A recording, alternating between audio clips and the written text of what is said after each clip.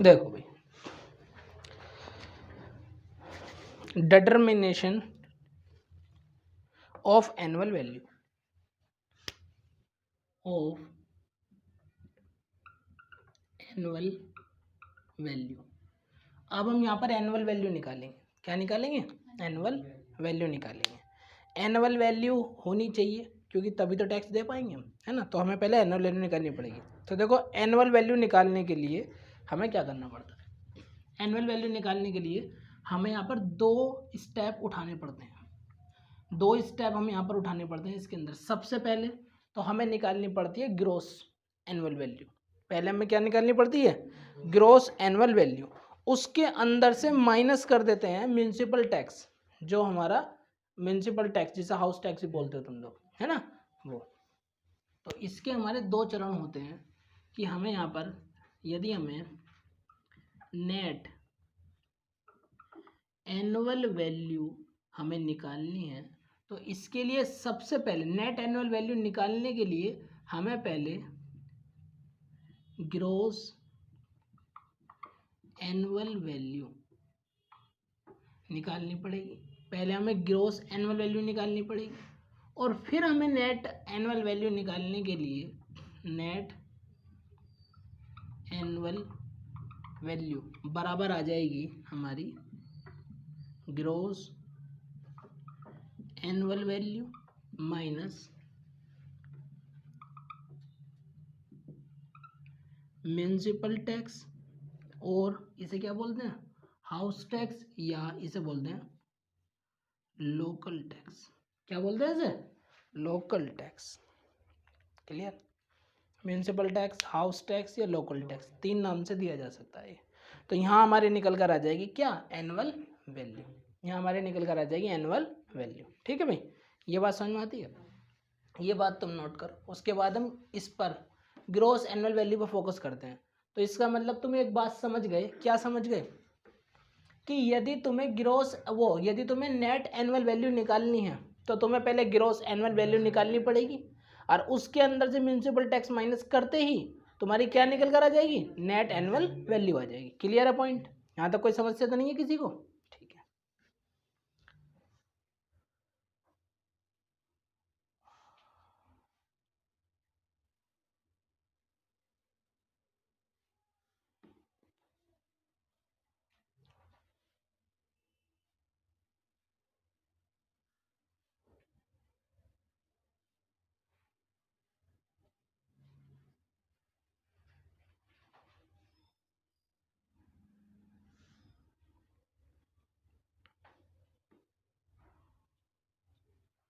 किया नोट? आगे चलूं? आ जाओ। अब हमें ग्रॉस एनुअल वैल्यू निकालनी सीखनी है। ठीक है ना? क्या निकालनी सीखनी है? Gross annual value. देखो, रटवाने का काम मेरा नहीं है, तो मैं रटवाऊंगा नहीं तुम्हें। मैं इसके तीनों स्टेप लिखवाऊंगा तुम्हें तरीके से, जो तुम्हारी कैलकुलेशन बिल्कुल आसान हो जाएगी। जैसे हमने सैलरी में एक चीज़ डिटेल में किया था, हम हाउस प्रॉपर्टी भी डिटेल में ही करेंगे। हाउस प्रॉपर्टी भी हम डिटेल में ही करेंगे बिल्कुल। कहीं पर कोई प्रॉब्लम नहीं आनी चाहिए, कॉन्सेप्ट ऐसा होना चाहिए एकदम धांसू। वही काम कर रहा है हमें। ग्रॉस एनुअल वैल्यू निकालनी है हमें। GROSS gross. अरे कुछ दूर दूर हो गए, नहीं हो गए? इन्हें इन्हें करीब लेकर आना पड़ेगा। है, इन्हें करीब लेकर आते हैं, इनकी दूरियां मिटाते हैं। ग्रॉस एनुअल वैल्यू हमें क्या निकालनी है? Gross annual value. तो इसके हमारे 3 चरण हैं। कितने चरण हैं? जिसे इंग्लिश में बोलते हैं स्टेप। फर्स्ट स्टेप, पहला स्टेप क्या है? सबसे पहले तुम निकालोगे एक्सपेक्टेड रेंट। क्या निकालोगे? Expected rent. समझते हुए चलना, मजा आ जाएगा एकदम तुम्हें। और यहाँ से मैंने बताया ना, तुम्हें एक गाना सा बना के, फ्लो सा बना के, तुम्हें ये सब माइंड में सेट हो जाएगा। तो सबसे पहले हम निकालते हैं एक्सपेक्टेड रेंट। तो calculation of expected rent. Expected का मतलब समझते हो? जितनी उसकी वो है, क्या बोलते हैं, एक्सपेक्टेशन है, जितनी उसकी चाहत है ना, कि मैं इतना रेंट चाहता हूँ, उसकी भी कैलकुलेशन है भाई, है ना। तो पहले हम एक्सपेक्टेड रेंट निकालते हैं यहाँ पर। तो एक्सपेक्टेड रेंट निकलता है ऐसे। कि तुम्हारा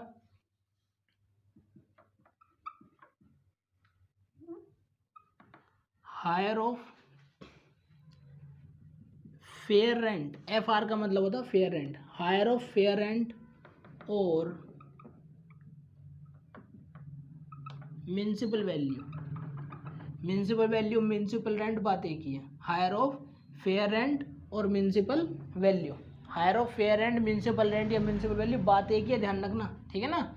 इसे म्यूनिसिपल टैक्स मत समझ लेना कभी गलती से म्यूनिसिपल टैक्स समझ लो, हायर ऑफ फेयर रेंट और municipal value but not exceeding standard rent, but not exceeding standard rent यानी कि लोअर ऑफ, इन दोनों में लोअर यानी कि STANDARD स्टैंडर्ड रेंट। देखो अब मेरी तरह इसे जो है वो पढ़ो, हायर ऑफ फेयर रेंट और municipal value but not exceeding, but not यानी कि नहीं होना चाहिए एक्सीडिंग ज्यादा, किससे, स्टैंडर्ड रेंट से, तो वही बात तो मैंने यहाँ पे लिख के बताई, लोअर ऑफ। अब कोई हम एग्जाम्पल से समझते हैं, फेयर रेंट सपोज करो 10,000 रुपये, म्यूनिसिपल रेंट सपोज करो 5,000 रुपये, दोनों में हायर कितना हो गया 10,000, दोनों में हायर कितना हो गया 10,000, दोनों में हायर कितना 10,000, और स्टैंडर्ड रेंट सपोज करो 8,000 रुपये but not exceeding standard rent, तो इन दोनों में तुम्हें क्या चाहिए लोअर, और लोअर कितना है 8,000, तो मैंने वही तो बात कही, फेयर रेंट था तुम्हारा 10,000, म्यूनिसिपल रेंट था तुम्हारा 5,000 और स्टैंडर्ड रेंट है तुम्हारा इतना, मैं कह रहा हूँ फेयर रेंट और municipal value, higher of fair rent और म्यूनिसिपल वैल्यू दोनों में हायर किया जाए इतना, ये रहा, but not exceeding standard rent, standard rent से ज़्यादा नहीं होना चाहिए, स्टैंडर्ड रेंट कितना है 8,000, तो भैया 8,000 से ज़्यादा नहीं होना चाहिए, तो 8,000 रहेगा हमारा इतना, but not exceeding standard rent, ठीक है ना, ऐसे याद रखना इस लाइन को, क्लियर है, यहाँ तो कोई समस्या है तो बताओ, चलूँ आगे, ये एक बार और बताऊँ, सबसे पहले हमें एक्सपेक्टेड रेंट निकालना पड़ता है, एक्सपेक्टेड रेंट निकालने के लिए हमें क्या चाहिए, हमें यहाँ पर 3 चीज़ चाहिए, क्या, फेयर रेंट, म्यूनिसिपल वैल्यू और स्टैंडर्ड रेंट। स्टैंडर्ड रेंट नहीं भी दिया तो कोई समस्या नहीं, यदि स्टैंडर्ड रेंट दिया है किसी क्वेश्चन के अंदर तो वह रेंट कंट्रोल एक्ट में आता है, यदि स्टैंडर्ड रेंट नहीं दिया तो वह रेंट कंट्रोल एक्ट में नहीं आता। मैं तुम्हें 70 बातें नहीं, मैं तुम्हें 70 वो नहीं बता रहा कि चीज़ कि इसमें रेंट कंट्रोल एक्ट में आए तो ऐसे करना, ना आए तो ऐसे करना, मारो गोली से, मैं तो सिर्फ तुम्हें इतना बता रहा हूँ कि क्वेश्चन के अंदर यदि स्टैंडर्ड रेंट दिया है तो वो रेंट कंट्रोल एक्ट में कवर्ड होगा, और यदि उसमें स्टैंडर्ड रेंट भी दिया है और क्वेश्चन के अंदर ये बोल दिया कि वो रेंट कंट्रोल एक्ट में कवर्ड नहीं है तो स्टैंडर्ड रेंट को इग्नोर कर देना, तो स्टैंडर्ड रेंट को क्या कर देना, इग्नोर कर देना, क्लियर है पॉइंट, वो हम क्वेश्चन में करते करते सीख जाएंगे बढ़िया से एकदम। तो देखो सबसे पहले यहाँ पर हमें क्या निकालना पड़ेगा, हमें निकालना पड़ेगा एक्सपेक्टेड रेंट, और वो हमने रट लिया समझ लिया, हायर ऑफ फेयर रेंट और municipal value, means fair rent और म्यूनिसिपल वैल्यू जो भी दोनों में से हायर वैल्यू है वो ले लेंगे, और फिर स्टैंडर्ड रेंट से उसका कंपेयर करा लेंगे तो उन दोनों में ले लेंगे कौन सी वैल्यू, लोअर वैल्यू। तो मैंने देखो इसको पूरी मैंने एक लाइन में पिरो दिया, क्या पिरो दिया कि हायर ऑफ फेयर रेंट और municipal value but not exceeding standard rent. कोई समस्या है, एक लाइन याद रखने में कोई दिक्कत है, बिल्कुल भी दिक्कत नहीं होने की। हाँ इसे याद रखना थोड़ा भारी हो सकता है, इसे याद रखना थोड़ा क्या हो सकता है, भारी हो सकता है। बहुत टीचर देखो ऐसे भी कराते हैं, fair rent, municipal rent, standard rent, actual rent, कह देंगे इन दोनों में हायर, इन दोनों में लोअर, है ना, यही तो मैंने लिखवाई, हायर ऑफ म्यूनिसिपल वैल्यू और फेयर रेंट और इन बट नॉट एक्सीडिंग, है ना, ऐसे करा देंगे। लेकिन मैं कह रहा हूँ ये तरीका बेवकूफ़ों वाला है, ऐसे बिल्कुल भी नहीं करना हमें, है ना। कुछ सवालों के आंसर तो आ जाएंगे पर ऐसी जगह जाकर फंसोगे कि निकलना भारी हो जाएगा सवाल के अंदर से, ध्यान रखना। तो ये तरीका बेस्ट है, बिल्कुल क्या है, बेस्ट एकदम, हायर ऑफ फेयर रेंट और municipal value but not exceeding standard rent, that is expected rent, that is expected rent. तो यहाँ से हमने एक्सपेक्टेड रेंट अपना फाइंड कर लिया, क्या कर लिया, एक्सपेक्टेड रेंट हमने यहाँ पे अपना क्या कर लिया, निकाल लिया, ठीक है ना। अब हमें इससे आगे कोई जानकारी नहीं दी सपोज करो, है ना, तो हमारी ग्रोस एनुअल वैल्यू GAV तुम्हारी क्या हो जाएगी, ये एक्सपेक्टेड रेंट ही तुम्हारी GAV हो जाएगी, यदि इसके बाद कोई जानकारी नहीं दी तो। क्लियर है पॉइंट?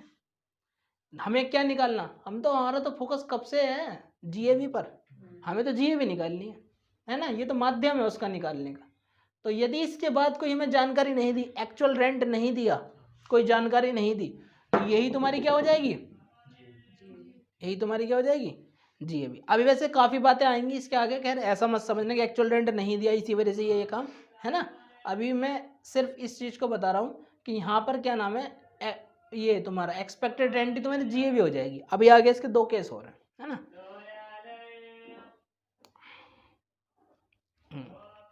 अगला स्टेप है इसका, अब हमें चेक करना पड़ेगा, अब हमें क्या करना पड़ेगा, अब हमें चेक करना पड़ेगा कि यही GAV होगी या यही GAV नहीं होगी, यही GAV होगी या ये GAV नहीं होगी। तो इसका सेकंड स्टेप है तुम्हारा ये, सेकंड स्टेप में क्या है, सेकंड स्टेप में ये है, लिखो, बोलता हूँ, लिखो, इफ एक्चुअल अमाउंट रिसीव और receivable, if actual amount receive or receivable is more than expected rent, if actual amount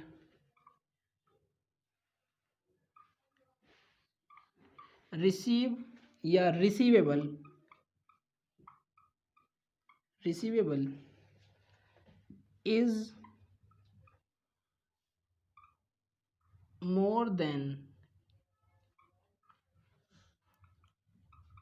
expected rent। Amit, receive और रिसीवेबल में क्या फ़र्क है, रिसीव और रिसीवेबल में क्या फ़र्क है भाई, बताओ जल्दी से। नहीं, पूरी महफिल इंतजार कर रही है, कोई बताओ कि रिसीव और रिसीवेबल में क्या फ़र्क है, बताओ भाई, है कोई ऐसा महफिल में, हैं, बताओ रिसीव और रिसीवेबल में फ़र्क क्या है, पहले तो ये पता होना चाहिए ना हमें, तब तो जाकर हम आगे को बढ़ें। भाई दोनों ही चीज़ देती तुम्हें क्वेश्चन के अंदर, रिसीव भी दे दिया, रिसीवेबल भी दे दिया, तुम तो इसी चक्कर में पड़े रहोगे, अगला कदम तो रखने के ही नहीं हो। समझ गए ना बात को, तो पहले ऐसा यहीं ना धर लें हम, हैं। तो रिसीव और रिसीवेबल बताओ फिर क्या आ रहा है, जल्दी से बताओ फटाफट, सोचो सोचो, थोड़ा दिमाग लगाओ।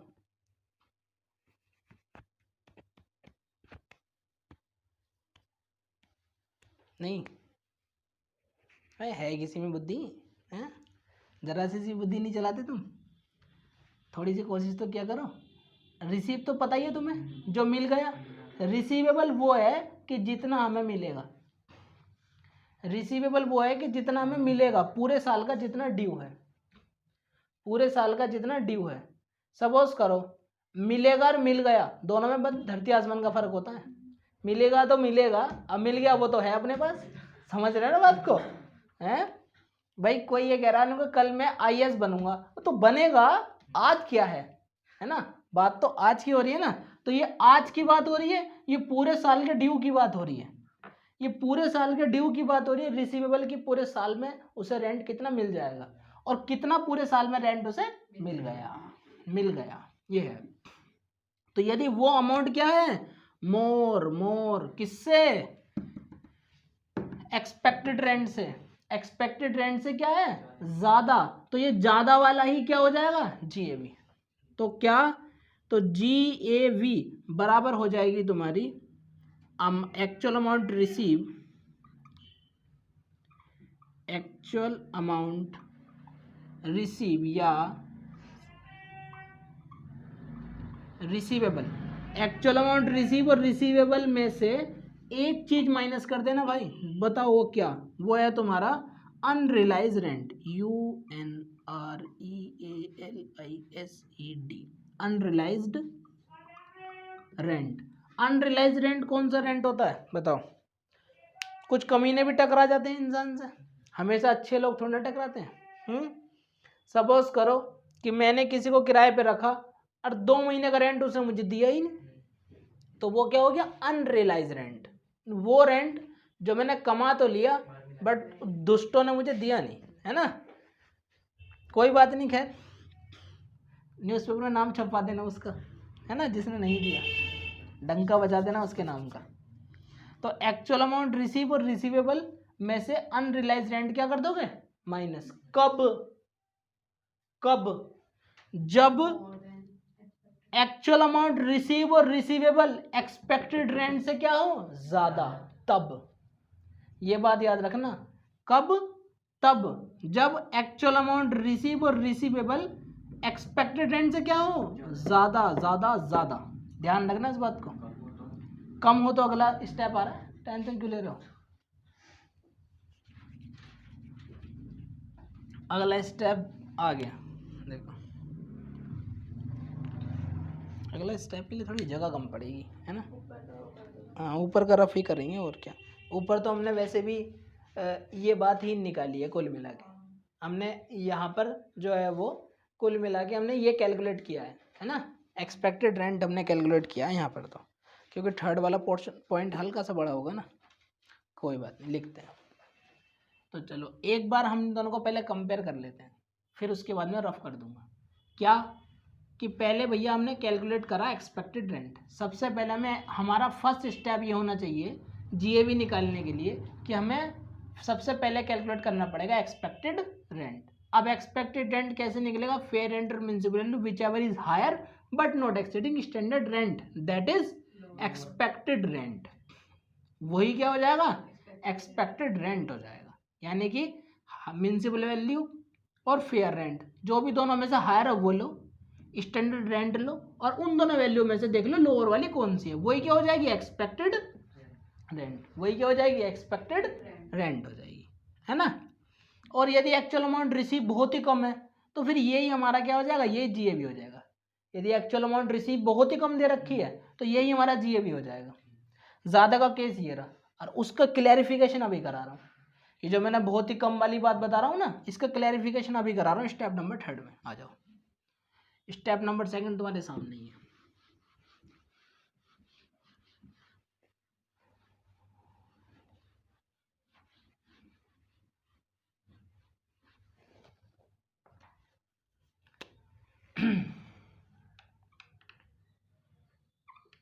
स्टेप नंबर 3, थर्ड स्टेप क्या था। थर्ड स्टेप लिखो, देखो बोलता हूँ। थर्ड स्टेप में इफ एक्चुअल अमाउंट रिसीव और receiver is less than expected rent, क्या है, कम। क्या है भैया, कम। इफ एक्चुअल अमाउंट रिसीव और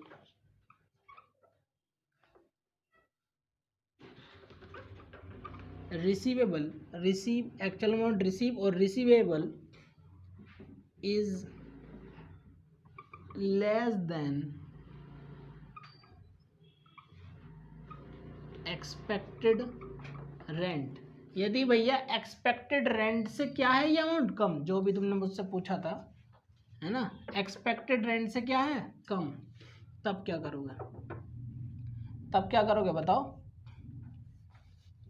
तब उसके दो कारण हो सकते हैं। मोस्टली टीचर ये कह देंगे ज़्यादा वाला ले लेना, मैं कह रहा हूँ नहीं, वहीं तो फंसेगा इंसान, वही तो मैं बता रहा हूँ। इसके क्या हो सकते हैं फिर, दो रीज़न। इसके दो रीज़न हो सकते हैं। क्या हो सकते हैं दो रीज़न। पहला रीज़न इसका ये हो सकता है कि मकान किराए पे न चढ़ाओ, खाली रहा हो। दूसरा रीज़न ये रहा हो कि हमने किसी को बिना रेंट के ही रख लिया हो, या हमने क्या नाम है, फ्रॉडबाजी की हो, या हमने क्या किया हो, फ्रॉड किया हो गवर्नमेंट के साथ। तो गवर्नमेंट तो अपनी कैलकुलेशन के हिसाब से लेगी, तो फ्रॉड कर या कुछ भी कर, सीधी सी बात है, ठीक है ना। सपोज करो रेंट तो आ रहा है 15,000 रुपये, किताबों में दिखा रहा है 2,000 रुपये, तो रेंट तो वैसे ही कम हो जाएगा। तो कारण क्या, अन्य कारण। कारण कैसा कारण है, वो अन्य कारण है, अदर रीज़न है। तो यहाँ पर दो रीज़न हो सकते हैं। एक तो रीज़न हो सकता है वैकेंसी का, due to VACENCY, vacancy, due to vacancy. यदि भैया वैकेंसी का मतलब क्या होता है, खाली, ड्यू टू वैकेंट, वैकेंट बोलते हैं ना, वैकेंट वैकेंसी बात एक ही है ना, मतलब खाली।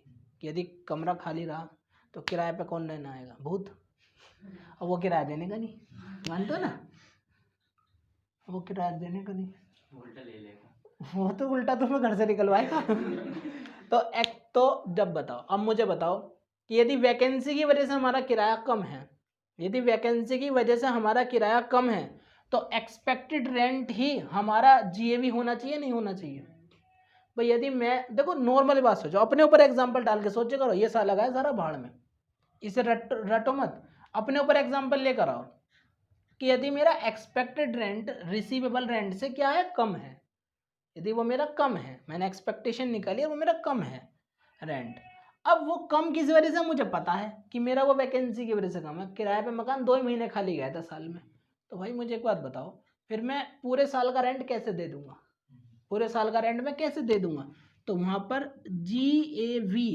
ही तुम्हारी हो जाएगी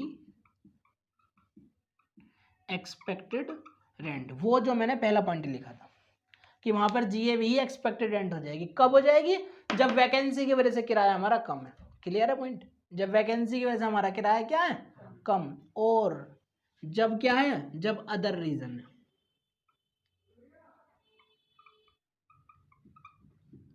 यदि अन्य कारण है, कौन सा कारण है,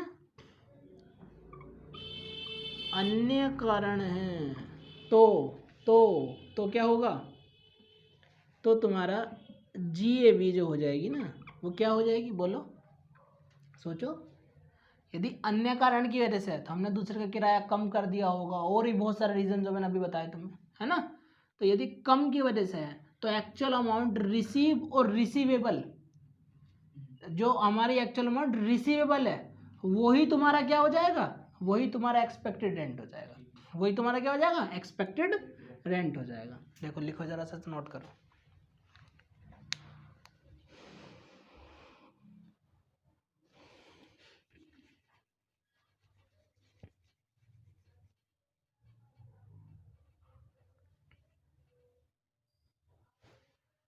एक सेकंड रुको, शायद ये उधर का उधर हो गया यार, एक सेकंड रुको बस।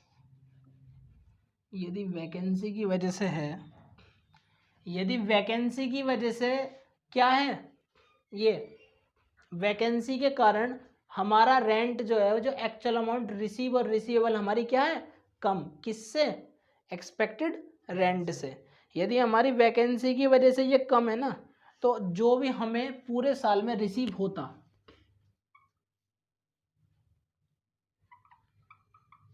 अमाउंट रिसीव या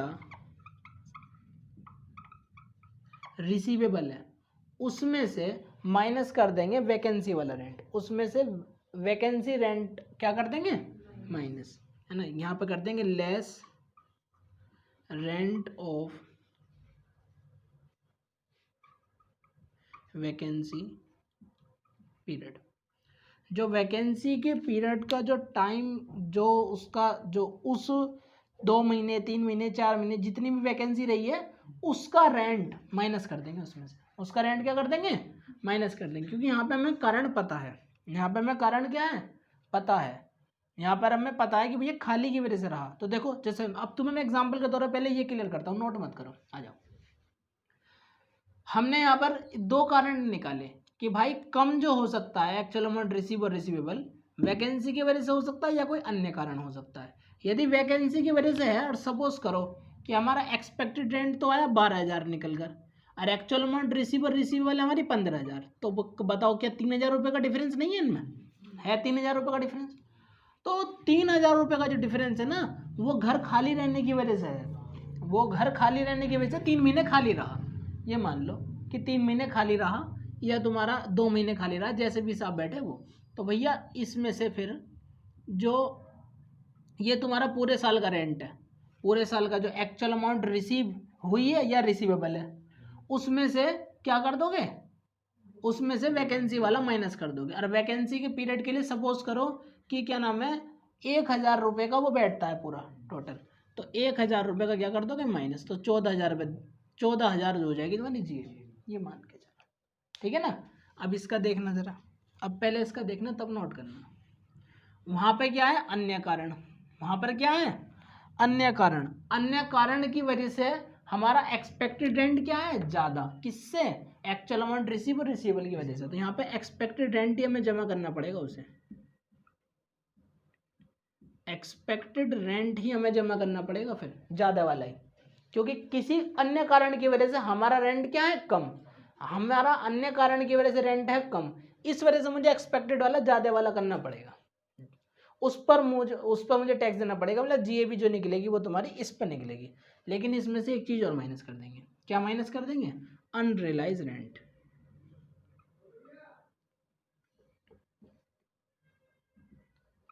अनरियलाइज रेंट, अभी मैं सारा रिलेट कर दूंगा, तुम लोग कंफ्यूज मत हो ना कंफ्यूज मत हो ना, सब मैं एक दूसरे से रिलेट कर दूंगा।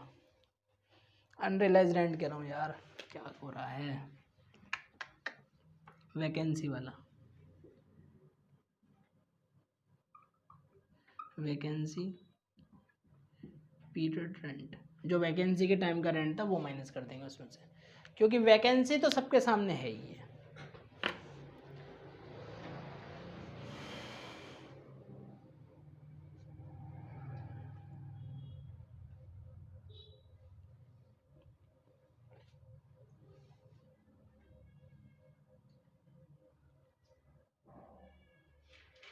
अब देखो जरा, मैं तुम्हें अब एक बार इसे पूरा बताता हूँ अच्छी तरह से। सबसे पहले हमें यदि निकालनी है ग्रॉस एनुअल वैल्यू, या मैं बात करूँ पहले नेट एनुअल वैल्यू की, यदि मुझे नेट एनुअल वैल्यू निकालनी है तो उसके लिए मुझे चाहिएगी ग्रॉस एनुअल वैल्यू, जीएवी चाहिएगी। और जीएवी में से मैं माइनस कर दूंगा क्या, वो क्या बोलते हैं उसे, म्यूनसिपल टैक्स। यदि मैं म्यूनसिपल टैक्स माइनस कर दूंगा उसमें से, लोकल टैक्स माइनस कर दूंगा उसमें से, तो क्या निकल कर आ जाएगी, नेट एनुअल वैल्यू। वो तो कोई आसान पॉइंट है, उसे तो रख दो साइड में। अब बात करें हम यदि जीएवी की, जीएवी कैलकुलेट करने की यदि मैं बात करूं, तो जीएवी कैलकुलेट करने के लिए मुझे क्या करना होगा, जीएवी मुझे कैलकुलेट करने के लिए सबसे पहले मुझे ये देखना होगा कि म्यूनसिपल वैल्यू और fair rent whichever is lower, दोनों में लोअर हो, but not exceeding standard rent, यानी कि स्टैंडर्ड रेंट से वो ज़्यादा ना हो, यानी कि उन दोनों में लोअर हो। वो सॉरी, पहले वाले मैंने लोअर बोल दिया गलती से। म्यूनसिपल वैल्यू और fair rent whichever is higher, दोनों पे हायर, और एक्सपेक्टेड रेंट से क्या हो, लोअर हो। मतलब सबसे पहले तो म्यूनसिपल वैल्यू लो, फेयर रेंट लो, दोनों में जो वैल्यू हायर है वो ले लो। जैसे सपोज करो म्यूनसिपल वैल्यू 15,000, फेयर रेंट है 18,000, तो दोनों में हायर कितना, 18,000 है ना। फिर एक्सपेक्टेड रेंट देखो, एक्सपेक्टेड रेंट सपोज करो है तुम्हारा 13,000, तो दोनों में लोअर क्या है, 13,000, तो 13,000 जो हमारी हो गई वो होगी मेरी जीएबी। अब हमें देखना है कि ये जीएबी हमारी वास्तव में जीएबी रहेगी या नहीं रहेगी। तो वो देखने के लिए मतलब जो हमारा एक्सपेक्टेड रेंट जो निकल कर आया है वो जीएबी बनेगा या नहीं बनेगा, वो देखने के लिए हमें सेकंड पॉइंट पर जाना होगा, क्या कि एक्चुअल अमाउंट रिसीव और रिसीवेबल यदि तुम्हारा क्या है, ज्यादा। अभी तो हमने एक्सपेक्टेड रेंट ही तुमने निकाला है या कुछ और निकाला है, एक्सपेक्टेड रेंट हमने निकाला है। तो यदि हमारा एक्चुअल अमाउंट रिसीव और रिसीवेबल क्या है, ज्यादा, एक्चुअल अमाउंट रिसीव और रिसीवेबल क्या है, ज्यादा। अब एक बात बताओ, यदि एक्चुअल अमाउंट रिसीव और रिसीवेबल हमारे ज़्यादा हैं और एक्सपेक्टेड रेंट हमारा कम है, तो हमें तो ज़्यादा वाली पर टैक्स देना पड़ेगा।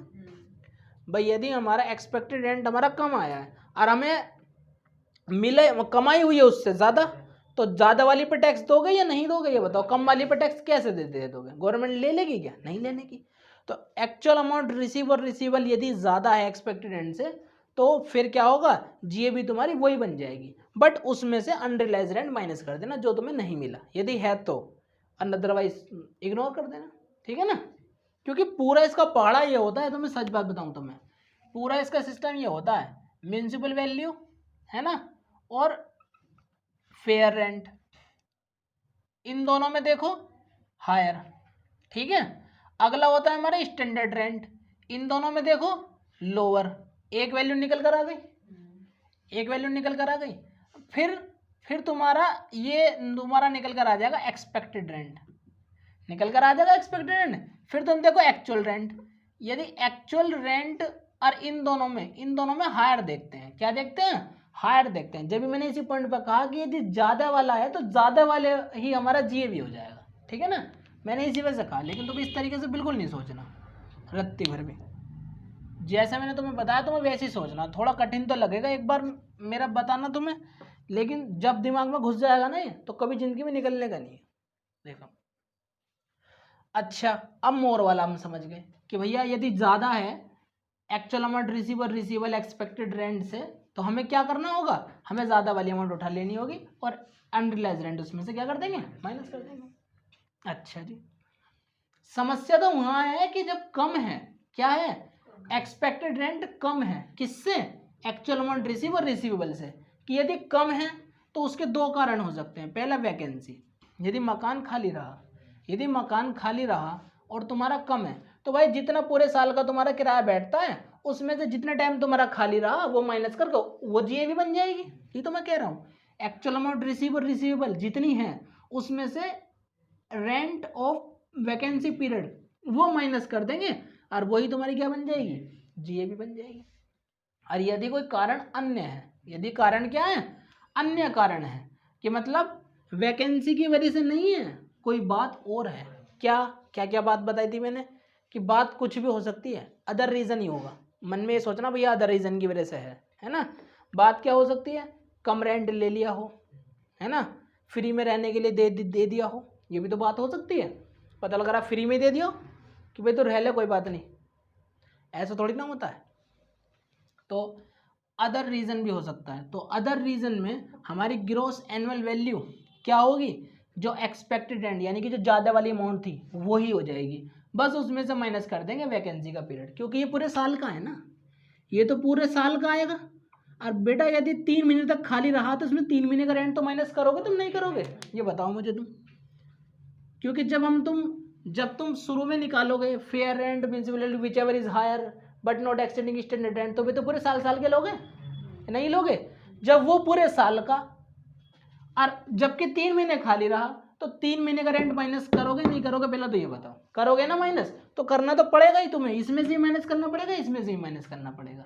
लेकिन यहाँ पर अमाउंट जो ले लेंगे वो ज़्यादा वाली ले लेंगे, जो तुम्हारी वो सॉरी ज़्यादा वाली कह रहा हूँ, सॉरी कम वाली, क्योंकि वैकेंसी की वजह से है ना, ये अमाउंट कम रहेगी ना। ये केस क्या है कि एक्चुअल रेंट जो है तुम्हारा क्या है, कम है एक्सपेक्टेड रेंट से, यही कह रहा हूँ मैं, कुछ और कह रहा हूँ। एक्चुअल अमाउंट रिसीवेबल क्या है, कम, किससे, एक्सपेक्टेड रेंट से। यदि ये तुम्हारा कम है तो यहाँ पर, और वैकेंसी की वजह से कम है तो देखो कम वाला ही चल जाएगा फिर, क्योंकि वैकेंसी की वजह से कम है तो बेटा कम वाला ही चल जाएगा। तो एक्चुअल अमाउंट रिसीवेबल में से क्या कर दोगे, माइनस कर दोगे वैकेंसी वाला। और यदि उसमें से ऑलरेडी माइनस हुआ है वैकेंसी वाला तो फिर तो कोई समस्या नहीं है, फिर तो कोई समस्या है ही, है ना। अच्छा जी, अब यदि ये कम है लेकिन अदर रीजन की वजह से कम है, ये किस वजह से कम है, अदर रीजन की वजह से कम है। अब तुम्हारा सवाल मुझसे ये होना चाहिए कि अदर रीजन की वजह से हमें पता कैसे लगेगा कि कम है, कौन पूछना आएगा, कौन बताने आएगा, अगर वो वैकेंसी नहीं देता है तो वो अदर रीजन कहलाएगा। तो ये हमें क्वेश्चन के अंदर खुद पता लग जाएगा। देखो कैसे, वहां पर हमारा एक्चुअल अमाउंट रिसीव और रिसीवेबल है ना, कुछ ज्यादा ही होगा, कुछ क्या होगा, कुछ ज्यादा ही होगा। एक्चुअल अमाउंट रिसीवेबल जो होगा वो कुछ ज्यादा ही होगा, तो हमें पता लग जाएगा यार कि इसका मतलब जो कम हो रहा है रेंट वो तुम्हारा इस वैकेंसी की वजह से नहीं है, इस अदर रीजन की वजह से है। एग्जाम्पल से समझो, देखो जैसे सपोज करो कि उसे रेंट जो मिला वो मिला, सपोज करो कितना कितना कितना, उसे मिला सपोज करो 9,000 रुपये रेंट, उसे मिला 9,000 रुपये रेंट, है ना। और पूरे साल का किराया जो रिसीवेबल है वो है तुम्हारा 12, और वो कह रहा बेटा 3 महीने तक मेरा खाली रहा था। तो मैंने कहा अच्छा तेरा 3 महीने तक खाली रहा था, ये है 12 महीने का, तो 3 महीने का इतना, तो 3,000, तो यानी कि उसे 12 से 3,000 रुपये कम मिलने चाहिए, तो 9,000 मिले उसे। मैंने कहा तू सत्य बोल रहा है बिल्कुल, तो क्या वो कह रहा है, सो सच बोल रहा है बिल्कुल। तो इसका मतलब एक्चुअल अमाउंट रिसीवेबल 12,000 में से 3,000 वैकेंसी पीरियड का माइनस करिए, 9,000 तेरे GAV हो जाएगी पक्का। किंतु समस्या तो यहाँ आ गई, क्या आ गई समस्या, उसे मिले कितने 9,000, लेकिन उसके साल का किराया कितना है 18, 18 से 12 को भाग करना आता है तुम्हें, है भाई, आता है भाग करना, 15 दिया 45, तो आ गया कितना दोबारा 45, है ना। 4500 आ गया। अब जरा देखना कि यार 18,000 तेरा रेंट था, 45 तुझे मिलना नहीं क्योंकि वो खाली रहा, तो मिलेगा क्या, कुछ नहीं, बचा कितना 13,500। तुझे मिलना कितना चाहिए था 13,500, तुझे मिला कितना 9,000। तुझे कम क्यों मिला, तूने फ्रॉडबाजी करी है। तो क्या है अदर रीजन। समझ गए कहानी क्या कहना चाहता हूँ। तो अदर रीजन की वजह से वो हमें क्वेश्चन के अंदर ही वो बता देगा, हमें एक्चुअल अमाउंट रिसीवर के शकल देख के पता लग जाएगा तुरंत ही। क्लियर है एकदम। तो एक्चुअल अमाउंट रिसीवेबल की शकल देख के पता लगा लेंगे हम। तो वहां पर हमारा एक्सपेक्टेड रेंट जो ज्यादा वाली अमाउंट है वही हमारी क्या हो जाएगी जीएबी, बट उसमें से हम ये वैकेंसी का क्या कर देंगे माइनस, क्योंकि ये तो कम रहा ही है भाई। हायर वाली वो वाली जितनी भी हम एक्सपेक्टेड रेंट निकालेंगे पूरे साल का बैठेगा। अब जब साल का तो लेंगे नहीं, 3 महीने तक तो खाली रहा ना, तो 3 महीने को उसमें से क्या कर देंगे माइनस, वही तुम्हारी जीएबी हो जाएगी। और जीएबी से म्यूनसिपल टैक्स माइनस करते हैं एनएबी आ जाएगी और तुम्हारा क्वेश्चन सॉल्व हो गया। एनएबी तो निकालनी है हमें, उसी पे टैक्स देंगे, वही क्वेश्चन हमारा पूरा क्या हो गया सॉल्व हो गया। अब तुम एक बार इसे एक बार देख लो, पूरा समझ लो अच्छी तरह से, फिर हम आगे का काम स्टार्ट करेंगे। कुछ चीज पूछनी है तो पूछ लो, सारे क्वेश्चन उठा दो मन में जितने भी हैं।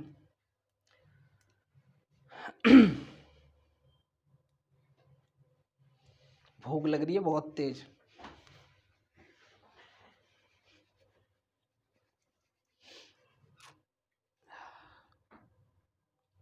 जो आपने अभी बोला है ना रिकॉर्ड हो गया। हाँ कोई बात नहीं।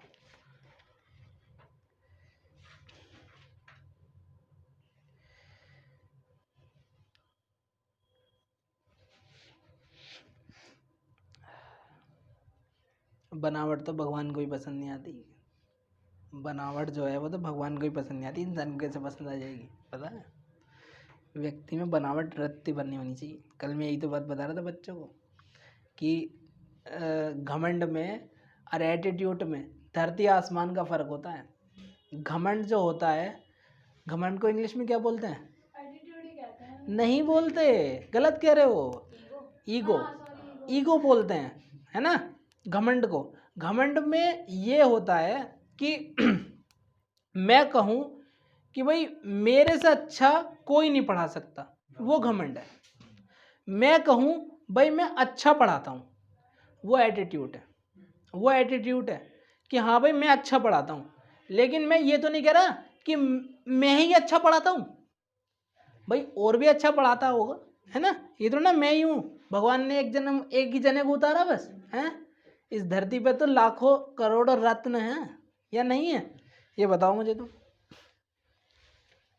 ये होता है एटीट्यूड में, इंसान में एटीट्यूड जरूर होना चाहिए। यदि उसमें एटीट्यूड नहीं है तो वो जिंदगी में कभी कुछ नहीं कर सकता, उसमें कभी कॉन्फिडेंस नहीं जागने का। एटीट्यूड मतलब कॉन्फिडेंस, एटीट्यूड मतलब क्या होता है कॉन्फिडेंस। कॉन्फिडेंस व्यक्ति में ज़रूर होना चाहिए। यदि कॉन्फिडेंस नहीं है जिंदगी में कुछ नहीं कर सकता। अब तुम सोचो कि यार ऐसा मतलब कैसा कॉन्फिडेंस, क्या एटीट्यूड किस चीज़ में होना चाहिए, किस चीज़ में नहीं होना चाहिए, होना तो होना क्या चाहिए। अब सपोज करो कोई व्यक्ति कोई डांसर है, सपोज करो कोई व्यक्ति डांसर है और महफिल में बिल्कुल सारे के सारे बैठे हैं, है ना। तो यदि उस व्यक्ति में एटीट्यूड नहीं है, उस व्यक्ति में टैलेंट नहीं है, वह एटीट्यूड को टैलेंट के बराबर नापूंगा, बिल्कुल वही उसका टैलेंट है। यदि उसमें टैलेंट नहीं है और टैलेंट है तो शर्म में मरा जा रहा है, पैर कांप रहे हैं, गड़गड़ गड़गड़ हिल रहा है, तो फिर तो वो नहीं डांस कर सकता, फिर तो वो नहीं डांस कर सकता, है ना। फिर वो ब्रेक डांस कर सकता है, वो ऋतिक रोशन की तरह डांस नहीं कर सकता, है ना। वो ऋतिक रोशन की तरह डांस नहीं कर सकता, है ना। टाइगर श्रॉफ की तरह हवा में नहीं उड़ सकता वो, है ना। वो फिर बेकार है। और वो व्यक्ति भी बेकार है जो क्या नाम है ये कर रहा है कि भैया मैं हूं और कोई नहीं है, आज के कंपटीशन का विनर तो मैं ही हूं, है ना। यदि ऐसी बात है वो भी कहीं ना कहीं अपने ओवर कॉन्फिडेंस में गलती कर देगा, है ना। ओवर कॉन्फिडेंस इंसान को गिरा देता है हमेशा, और कॉन्फिडेंस इंसान को जिता देता है। आशा में भी निराशा, वो निराशा में भी आशा भर देता है कॉन्फिडेंस, और ओवर कॉन्फिडेंस आशा में इतनी आशा भर देता है, इतनी आशा भर देता है कि वो निराशा में बदल जाती है। व्यक्ति अपने से ऊपर किसी को समझता नहीं है, और जब वो नहीं समझता उसी टाइम वो सबसे नीचे गिर जाता है। इतनी सारी आशा संभाली नहीं जाती। हाँ, इतनी सारी आशाएं संभाली नहीं जाती उससे। तो फिर आज के लिए इतना ही बहुत है। कल को मैं तुम्हें इसमें डिडक्शंस लिखवाऊंगा, क्योंकि वो डिडक्शन सारी एक साथ ही लिखी जाएंगी और 1 घंटे पूरा चलेगा हमारा, ठीक है ना। तो आज के लिए इतना ही बहुत है।